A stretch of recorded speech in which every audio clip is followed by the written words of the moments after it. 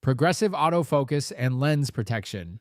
This video describes an intelligent multi-step progressive autofocus and lens protection routine for a motorized microscope with a degree of automation.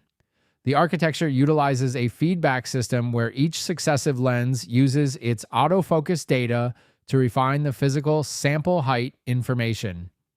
This acts as a protective guardrail for the next lens in the hierarchy, specifically addressing the high-risk constraint where a lens's depth of field and working distance both shrink dramatically as magnification increases. The core philosophy. The system introduces an intelligent multi-stage focusing routine designed to optimize imaging speed while eliminating the risk of lens collisions. By combining initial user estimates with sequential autofocus data, the microscope dynamically maps the exact topography of a sample before introducing high magnification, low clearance lenses. The initial baseline. The process begins with user input. The operator selects a standard sample carrier, such as a glass slide or a silicon wafer, and notes any known deviations like an unusually thick substrate. Because every lens is pre-calibrated to a known reference plane on the base plate, this initial estimate gives the system a safe mathematical starting point for the z-axis height. Low-resolution initialization. The system first engages a low-resolution lens. Thanks to its large depth of field and generous working distance, this lens can be safely brought into approximate focus based on the initial user estimate. Once in position, either an autofocus routine or a manual adjustment is performed to achieve perfect, optimal focus. The feedback loop. Achieving optimal focus provides the system with a highly accurate real-world z-value. The microscope calculates the exact difference between where the focus should have been and where it actually is. This delta is used to immediately refine the estimated thickness of the sample, replacing a rough guess with precise physical data. Safe escalation to high resolution. With the sample height profile now refined, the microscope can safely transition to the next lens in the sequence. High-resolution lenses feature a drastically narrower depth of field and a perilously small working distance. However, because the previous lens narrowed down the margin of error, the new target position is guaranteed to fall safely within the focus window of this next lens. The cascade effect. This process repeats seamlessly up the magnification chain. Each lens hands off a more accurate sample profile to the next.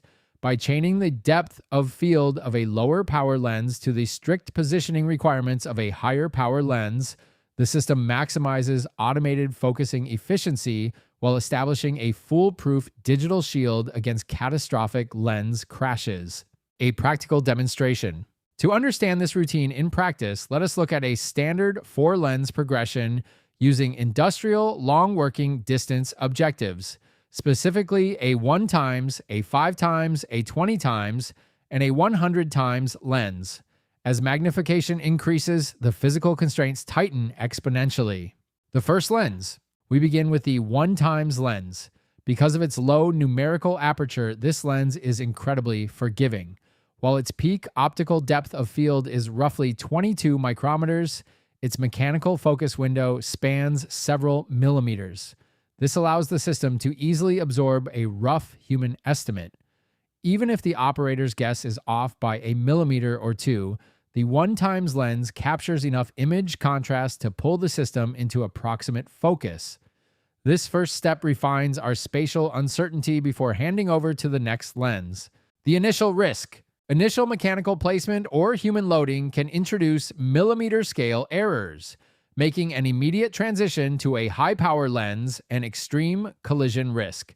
To mitigate this, the system operates as a cascading feedback loop where lower magnification lenses establish a safe baseline and hand off an increasingly accurate z-axis coordinate to the next objective in the sequence.